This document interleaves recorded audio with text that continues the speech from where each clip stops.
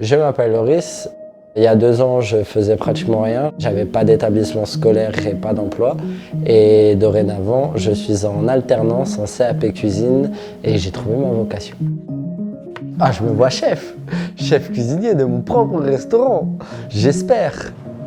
J'ai toujours voulu faire cuisinier parce que je voyais ma grand-mère faire la cuisine, ça me plaisait beaucoup. J'adorais regarder les gens manger avec plaisir. Ma grand-mère, elle me montrait comment bien préparer la viande. Quand je faisais une erreur, elle me reprenait, mais elle me reprenait pas comme un chef me reprendrait. Elle me reprenait comme une grand-mère me reprendrait. On enfourne et ça va griller doucement. Ce sera incroyable. Wow. Moi, je viens d'un milieu qui n'est pas forcément aisé. Quand j'étais en 4e, 3e, je me faisais beaucoup discriminer par rapport à ma couleur de peau, par rapport au manque de moyens que ma famille avait. Au bout d'un moment, j'ai explosé et j'ai dit non, j'irai plus, plus jamais.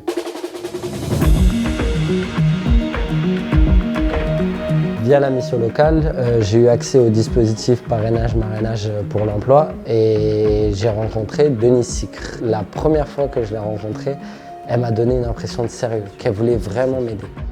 Vous étiez près de l'emploi quand même. C'est ça. Vous voyez. Il fallait juste réorienter un petit peu le projet. Bah, bravo, moi je suis contente de votre réussite. Je vous remercie. Je vous remercie pour tous vos conseils. Avec grand plaisir. On va choisir une pâtisserie. Oui.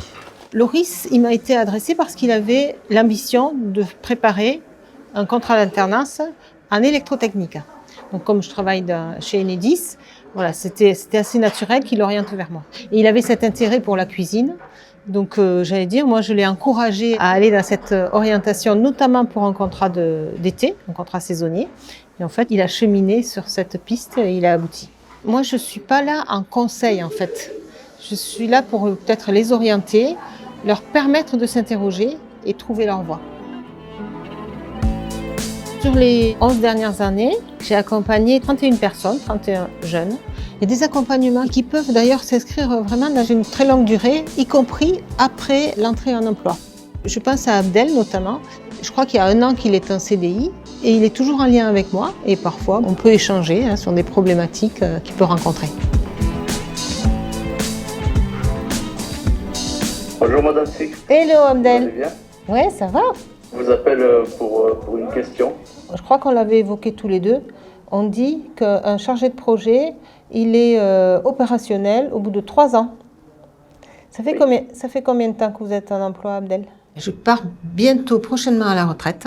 Mais pour autant, je vais continuer, comme je le faisais auparavant, à être bénévole pour la mission locale. Je n'ai pas du tout envie que ça s'arrête maintenant. Les filleuls nous font grandir, en quelque sorte.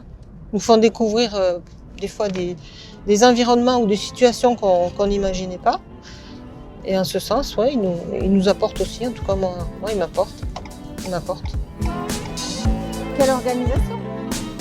L'objectif principal, c'est de faciliter l'accès à l'emploi des filleuls que vous accompagnez, d'ouvrir les portes de l'entreprise, d'ouvrir son réseau aux futurs filleuls. Ensuite, c'est aussi un dispositif de lutte contre les discriminations.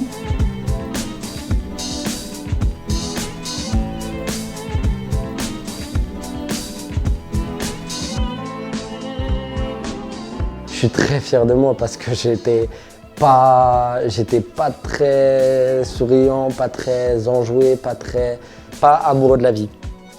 Je rigolais pratiquement jamais, je souriais pas, je parlais pratiquement à personne.